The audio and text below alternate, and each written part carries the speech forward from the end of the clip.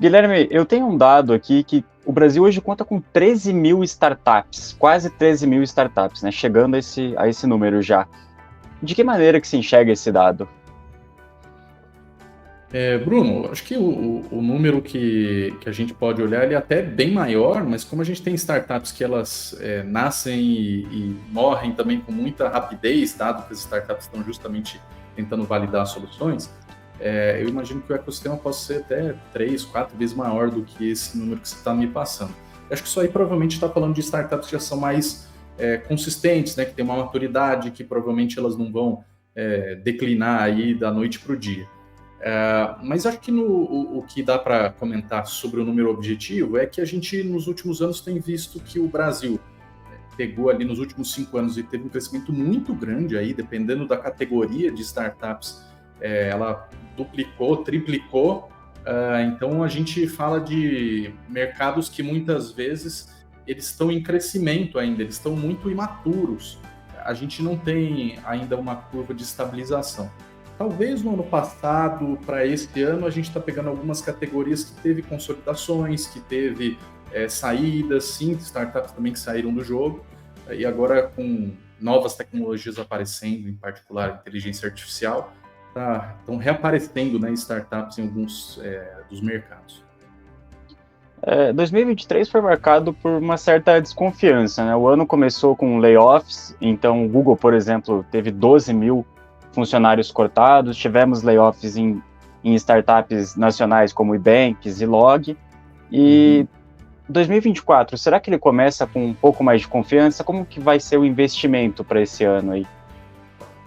A gente está falando dos layoffs, obviamente eles afetaram o mundo das startups, e acho que vários desses que você comentou, né? Acho que, se eu não me engano, essa semana aqui já teve corte no Madeira Madeira também, que está nessa lista aí de unicórnios. Mas ele, acho que desde 2022 ali, que a gente está vendo, na verdade, um cenário de recessão em muitos países e de maneira geral na economia, né? Não é exclusivo de empresas de tecnologia e nem exclusivo do mundo de startups. Então, de alguma maneira, assim, tudo que estava se projetando de uma taxa de crescimento, por uma série de fatores de guerra, de inflação com o custo do dólar, e custo de commodity, enfim, uma série de conjuntura assim, macroeconômica, incerteza política, a gente acaba vendo que aqueles planos que eram mais audaciosos, agora eles vão ser mais cuidadosos, mais cautelosos. Acho que nesse ano, o que a gente pode esperar do ponto de vista de investimento em startups é uma retomada, porque toda aquelas máxima lá do inverno das startups, né, chega uma hora que os fundos eles já têm um capital comprometido, precisam fazer essas alocações, e que agora esses layoffs que a gente ainda pode ver, provavelmente vão ser mais pontuais, assim, em volume, porque de alguma maneira já foram feitos os planos de redução, e as empresas vão jogar agora com um cenário mais realista, sejam startups, sejam qualquer outro tipo de companhia. E daí, com esse dinheiro que estava parado para investimento, provavelmente aquelas empresas que fizeram planos realistas continuaram, né, fazendo sua taxa de crescimento não tão exponencial assim, né, um pouco mais contida, mas ainda mantendo taxa de crescimento, eles vão aproveitar. Tanto é que a gente já começa a ver notícias, né, das primeiras captações, coisas que estavam levando meses aí para aparecer. E acho que, se olhar aqui o cenário de venture capital, ele é bem cíclico, né, pendular. Então agora a gente já está voltando o pêndulo para o outro lado, no sentido de ter um pouco mais de disponibilidade do capital. Acho que a questão aqui era disponibilidade mesmo. Ele não era que tinha ou não tinha capital. Ele tinha, mas ele estava um pouco mais cauteloso e preferiu esperar um pouco o mercado assentar. Falando de um cenário bem nacional agora, Guilherme, como que você vê esses fundos de investimento e que confiança eles vão ter no mercado brasileiro para esse ano? Se você acompanhasse o noticiário, em particular do mundo das startups lá fora, o Brasil continua muito em foco, assim, a América Latina como um todo, né? Mas o Brasil, por ser a maior economia aqui da região, ainda é muito visado, porque você consegue ter penetração só nesse mercado, se você quiser, então tem espaço para crescimento e também algumas soluções que fazem expansão para outros países, seja na América Latina, seja em outras regiões. Você citou algumas, né, que fizeram layoffs e elas também têm escritório fora do país. Então, acho que o que a gente vai acabar vendo é ainda um interesse muito grande, porque é um mercado pouco maduro em muitas frentes, e que em alguns segmentos, como a gente ainda tem visto as fintechs ter muito espaço, no Brasil as agtechs estão crescendo demais, né? O segundo maior mercado aqui de startups no Brasil, alimentos, saúde, varejo, ainda são categorias assim, que demandam muita inovação, e talvez por conta do último ano e meio, quase 2 anos, ter sido mais frio, muitos empreendedores que estavam tentando validar suas soluções e estão, né, resistindo até agora, finalmente eles vão ter essa abertura para captar dinheiro. Então eu acho que vai ser um ano mais otimista do que os últimos 2 que a gente estava vivenciando, mas não é aqueles valuations enormes e aquela proliferação de cheque, todo dia tem uma notícia de alguma captação. Acho que é um cenário ainda de retomada. Quais setores você vê que mais podem ser bem vistos nesse ano para os investidores? Como eu comentei, tem alguns que no Brasil, em particular, eles se destacam bastante, né? Assim, agronegócio é um mercado que, do ponto de vista de venture capital, né, ainda tem poucos fundos com esse mercado na tese. Então, uma galera que já fazia alguns investimentos e outros fundos começando a olhar tanto pelo volume de startups, por ser um mercado massivo, muito, muito grande, e o Brasil é referência global, né, em agronegócio. Então, você, de alguma maneira, pode até pensar em internacionalização, mas já teria um mercado gigantesco para virar um novo unicórnio aqui. Não tem, inclusive, um unicórnio desse segmento no Brasil, apesar do tamanho, da pujança da economia. Então, acho que aqui é inevitável. Talvez algumas tecnologias, em particular IA, para aplicar em novos segmentos. Então, quando eu falo de varejo, é sempre um mercado que consome, é muito ávido por novidade, por transformação. O mercado do setor financeiro, que a gente viu essa explosão das fintechs e continua tendo uma tendência que a gente fala de fintechização dos negócios, né? Qualquer business hoje consegue, através de uma fintech, montar um braço de serviço financeiro, de pagamento, de wallet, de fidelização. E acho que também não tem como fugir assim, do setor de saúde, né? Porque falando das novas tecnologias ou mesmo de demanda, né, do mercado, tem sempre muito espaço para pesquisa, muito espaço para melhoria de atendimento, né, do paciente, ser mais centrado no paciente.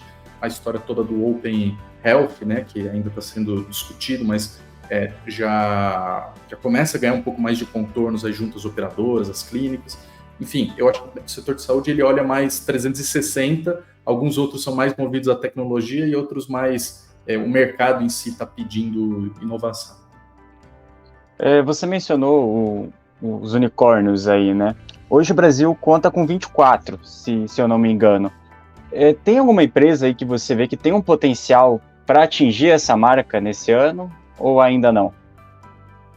Acho que tem algumas que são candidatas a chegar nesse estágio, mas acho que isso seria um pouco mais conservador, digamos assim, na hora de apostar em novos unicórnios nesse ano nominalmente, porque talvez a gente estava vindo numa crescente de várias rodadas muito seguidas, né, se aproximando das rodadas que estavam transformando as startups em unicórnios muito rápido. E agora com os planos de captação um pouco mais contidos, eventualmente eles vão captar rodadas grandes, né, de volume de capital, mas pensando na diluição toda, eles não se transformam em unicórnios e nem por isso vão deixar de ser empresas muito grandes e robustas e financeiramente talvez mais saudáveis do que só pensando em alto crescimento. Mas acho que se eu tivesse que apostar alguns segmentos, né, acho que o mercado de fintech ainda tem espaço para ter consolidação entre empresas e daí sim você tem um unicórnio. O mercado agro não tem nada, né? A gente tem um monte de empresas assim, que tem um porte pequeno para médio, então tem muito espaço. O setor de saúde, de logística no Brasil, eles têm sido muito demandantes, então imagino que são setores ali que ainda vão ter muito espaço para empresas de grande porte, consolidando cadeias ou expandindo a sua solução em outras áreas.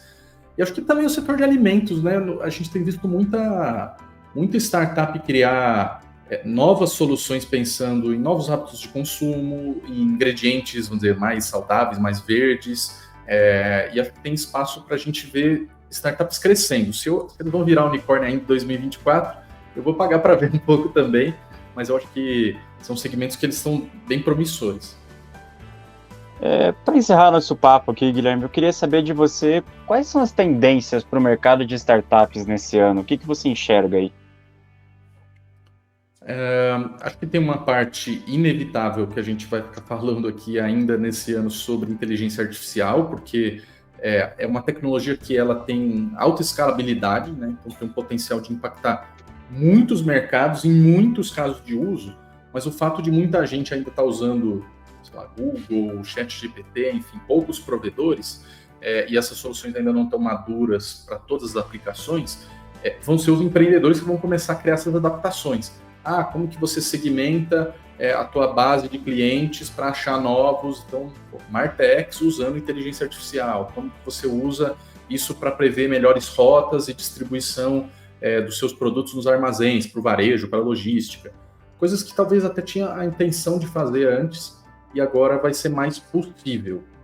Então, é quase como a inteligência artificial desmistificada, né? Saindo daquela coisa do usar para criar imagens ali no Midjourney, enfim, né, no DALL-E, e a gente trazendo mais para a nossa rotina dos negócios. Acho que também a gente vai começar a ver mais consolidação de startups para pegar cadeias de valor como um todo, né? Então, acho que nos últimos anos foi muito emblemático o crescimento, por exemplo, da Gup, né, que pegou o setor de RH e foi verticalizando. Alguns anos atrás a gente viu um pouco disso no varejo, mas deu uma parada, né? De repente tiveram propostas de valor que são complementares, mas estão em startups separadas. Eu acho que tem espaço para algumas startups usarem mais. Acho que, de maneira geral, são esses dois aspectos. Mas acho que eu complementaria um último, que é a gente olhar, a partir do que você me perguntou, do volume de capital, né?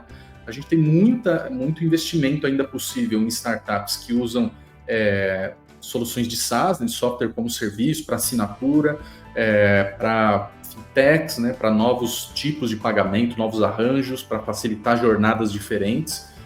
Tanto é que as carteiras dolarizadas, né, elas são mais ou menos recentes, e a gente está começando a ver esses novos formatos no mercado brasileiro. Talvez eles tenham um espaço ainda para jogar em outros mercados, né, aproveitar essas soluções em outros segmentos. Perfeito, Guilherme. Queria agradecer aqui o conteúdo que compartilhou com a gente hoje e espero te reencontrar em entrevistas, eventos e artigos da The Inside. Muito obrigado. Te agradeço, Bruno. Um abraço para a audiência toda aí do The Inside.